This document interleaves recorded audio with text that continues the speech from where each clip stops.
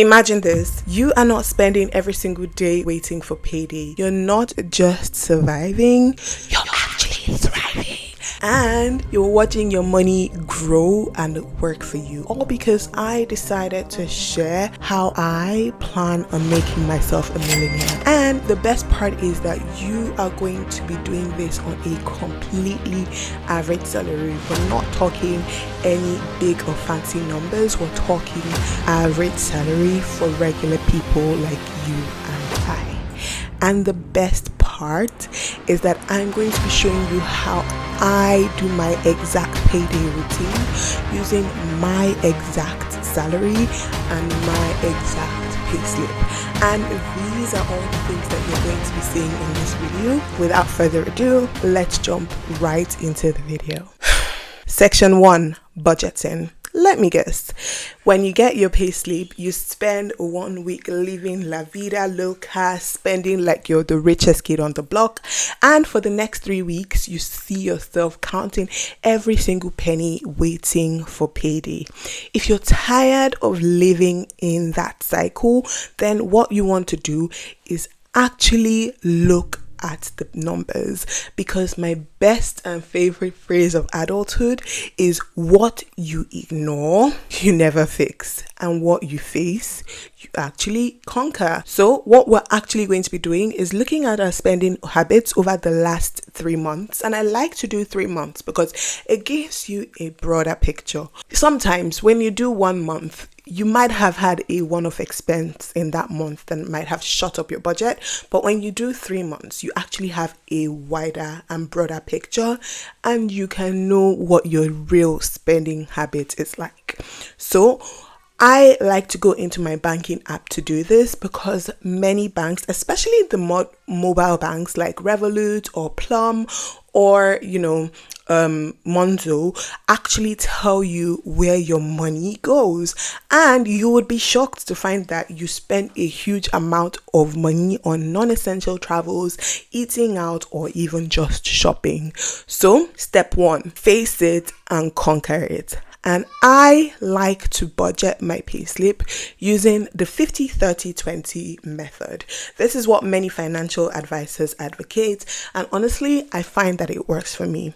So, using my payslip from 2022, when I first moved to the United Kingdom, I was earning a whopping £3,023.96. When we use this method, 50% of my payslip is going to be going to my needs, and that is 1,511.98. Now, I made a video at about the time I moved into the UK sharing my exact expenditure at that time with that income, and you would find that this actually supports that, because 50% of my income went to my needs, with 30% going to my wants, and 30% of my salary at the time was 907.18.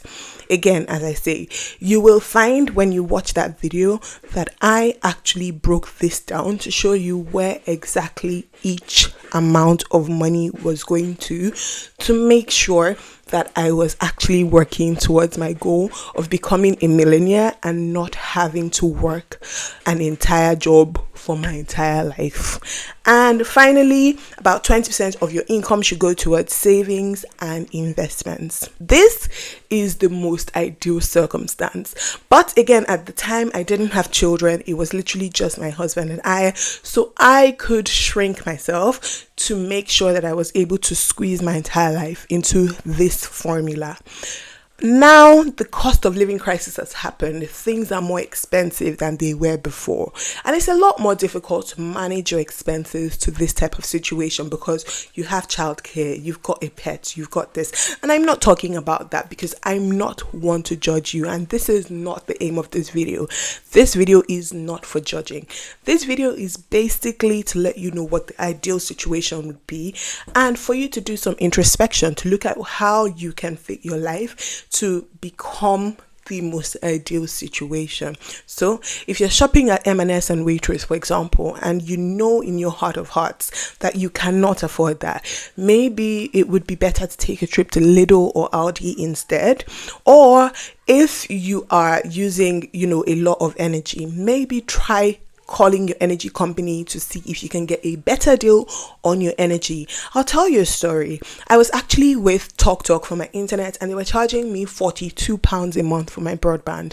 What I did at the time was to phone my phone provider, EE, to see if I could get a better deal on my phone. And they actually told me that they were offering a deal for broadband. So I was able to get a cheaper broadband at £32, and I got that for free for the first 3 months. So I cancelled my contract with TalkTalk because EE offered to pay the cancellation fee up to £300. I cancelled that contract with TalkTalk and moved straight over to EE, and I got 3 months of free broadband. And I also was able to bring my phone bill down because I wasn't using a lot of the mobile data as much as I thought I would, seeing as I had broadband at home and at work. So the only time I was using my mobile data was in transit. This is just an example of how I was able to bring my expenditure down. And if you do this across all areas of your life, you will definitely find something better. Another example that I will give you is renewing your car's insurance. Now, if they wanted to tell you, they would, but they don't, so I would. If you have got a car insurance, the best time to shop around for renewing your car insurance is at about 3 to 4 weeks before your insurance is actually due to expire. At this time, you would get the best rates.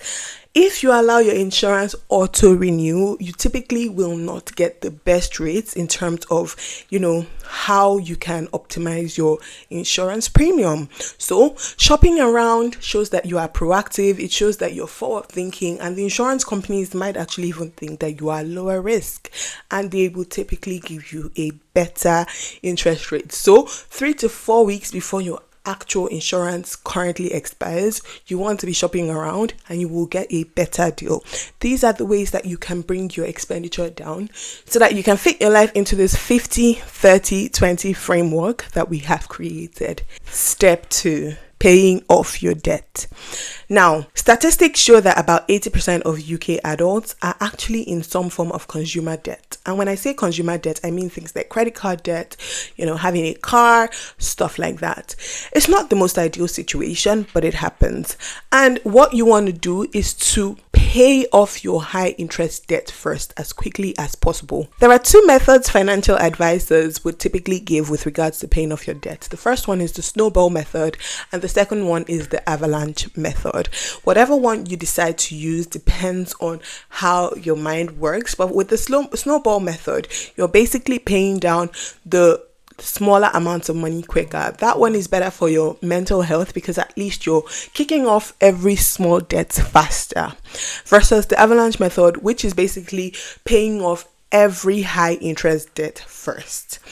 I personally think the avalanche method works better because the high interest debts are keeping you down. They're like pressing your neck and preventing you from growing. So if you want to grow, I would definitely advise you to do the avalanche method first, because whatever money that you're saving, whatever money that you're investing is not generating as much ROI as your interest rate on your debt. Say, for example, you decided to invest in the stock market. Average returns on the stock market is 10% over the last couple of years. Average credit card APR is 24 to 29%. So even if you were investing all your money in the stock market, you're only getting 10% versus your credit card that's generating 25%. Do you see the math there? But if you're able to bring down that credit card debt, then you have no debt that your interest rate is competing against, and that way you can actually make some money and actually grow your wealth, because nothing is stealing your wealth. In the case of you paying the smaller amounts of money first. They might have, lower interest rates or not. But the important thing is, if you do a 25 minus 10% math, you would find that you are still in a 15% deficit, even though you are saving. So the most important thing is to throw a lot of money at that high interest debt as aggressively as you can, so that you can bring that money down and you can be free a lot quicker. This is really, really, really important if you want to build wealth. There are some exceptions with regards to paying off your debt, like, your mortgage, because that is typically a very low interest debt. Like mortgage rates debts are typically about, very recently, 4%, but in the past they were like 1.5%, 2%. But even then, 4% is still considered a low interest debt. And student loan debt, because honestly, you can drag that out for your whole life and nothing is going to happen. At some point, you might even be forgiven, but don't quote me because I'm not a financial advisor. Anyways, once you're done paying off your high interest debt, the next thing you want to do is now to officially begin to build your wealth. When I say build your wealth, I really do mean that. The most hidden power move for an individual in the UK is to actually be a couple, because if you and your partner earn the same amount of money and save similar amounts of money, you are going to reach your destination much quicker. But I digress. We will get there soon enough. Let's do it step by step. Step 1. Build an emergency fund, guys. You need an emergency fund, and I would typically keep this in a high yield savings account. Many high yield savings accounts usually offer around 5%. I personally use Plum, and I will leave the links to Plum down in the description box if you guys want to check them out. But you will get 5% of whatever money that you are saving, especially if it's a high yield savings account. So your money is still generating some form of money for you while it's sitting in the bank, because newsflash, inflation happens every single day and you're losing money if your money is just sitting under your pillow. It might as well be in the ground buried. If you're not putting it in a high yield savings account, you are doing yourself a huge disservice. Let your money work for you. Okay, I again use Plum, and the links to Plum will be down in the description box. After you have built yourself this emergency fund, many financial advisors would say you need to do between 3 to 6 months worth of living expenditure. That means that if you were to lose your job, get fired, whatever, you have some breathing space such that you are not frazzled, looking for money everywhere. So if your living expenses, like I've said, my needs here to be £1,500, I would need to have between £4,500 to £9,000 in liquid cash sitting in a high yield savings account for me to feel somewhat safe and secure. Again, once you've done that, you can then move on to the next step, which is investing. Now, there are different ways to think of investing. You may decide to invest in an individual stock, like maybe, for example, Apple, Amazon, or even Tesla. Okay, but the problem with investing in individual stocks is that you are literally betting on that one horse. It's like watching a match, for example, and you bet on just Arsenal. If Arsenal wins, you win big, but if Arsenal loses, you lose big. That is the problem with buying individual stocks. If you are a little bit more risk averse, you can invest in funds instead. For example, ETFs, the S&P 500, FTSE Global. These are funds that you can invest in, and it's kind of like a collection of companies, because really, what are the odds that a collection of them will all fail? For example, the S&P 500, these are the 500 top companies in the United States of America. If they're all failing, then it means that the world is having a problem, and your money is the least of the world's problems. What are the odds that all 500 of them decide to fail? It's very slim. It's really very slim, except major world events were to happen. But it is much more likely for an individual company to mess up, and you will lose your money. But again, the thing with investing, and this is why it's really important to build up a safety net before you consider investing, is that you can 100% lose all the money that you put in. Because as I say, if a world event were to happen, your investments can tank very easily. You want to make sure that even if you're investing, you are only investing money that you are happy to lose 100%. And that is why, again, many financial advisors would say this should be around 10% of your earnings. So in our case study here, for savings and investments, we have £604.79, and I'm going to split that up into 10% for savings and 10% for investments. If I were to invest £302.39 every single month for the next 30 years, I'm 31 now, by the way. So if I were to invest this same amount of money, assuming that I didn't even try to increase the income, even though my salary went up, I said, nope, I just want to invest £302 for the next 30 years. So by the time I'm 61, I would have £1.157 million in my investment account.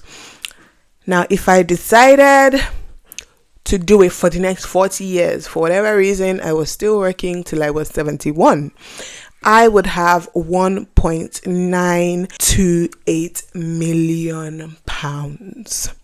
Can you see the power of investing? And this is just assuming an average ROI of 10% per annum. Now, why I said being a couple is literally your most and biggest superpower is because if you are two, you have similar earnings, you have similar goals, and you're working towards the same vision, you can achieve this much quicker. For example, it would take 28 years for me and my partner, if we were investing £604.79 to arrive at £1.16 million.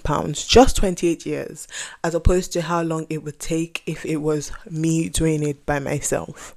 And you can do the math if you want to know how long it would take for 40 years.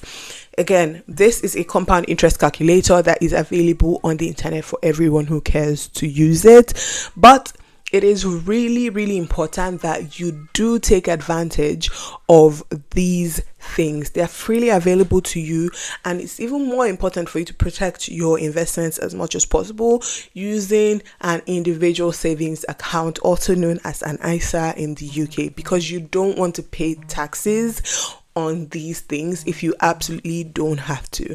However, if you make your investments without a tax-free wrapper, you are going to pay a lot of money in capital gains tax by the time you withdraw this, which is counterproductive. So I personally use a stocks and shares individual savings account to be able to invest my money and protect my capital gains against taxes.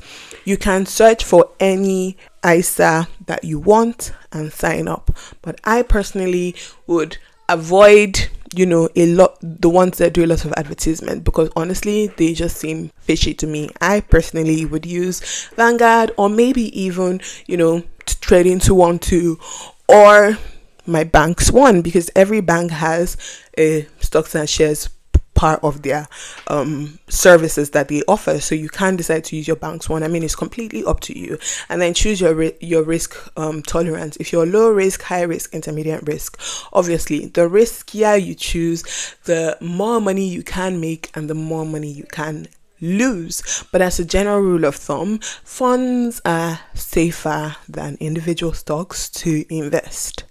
Once you have done this, I can guarantee that if the world has not come to an end in the next 30 years, you will definitely be a millionaire by the time you are retiring, as is our biggest dream, at least for most of us. Anyways, thank you guys so much for watching. I really do hope you enjoyed this video. Please let me know your thoughts down in the comment section. I can't wait to hear from you. Thank you guys so much for watching. Like, share, subscribe, and all that good stuff, and I'll see you guys in my next video. Bye guys.